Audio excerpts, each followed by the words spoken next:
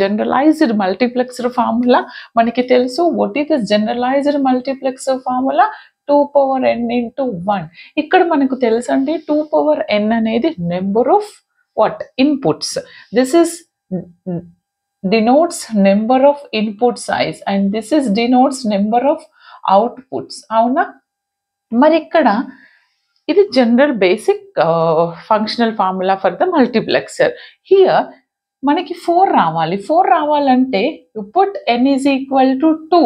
n is equal to 2 substitute చేస్తే I got 4/1 వస్తుంది. అంటే n ఈజ్ ఈక్వల్ టు 2 అంటే ఏంటిది? The selection line, how many number of selections lines is required here? 2. Selection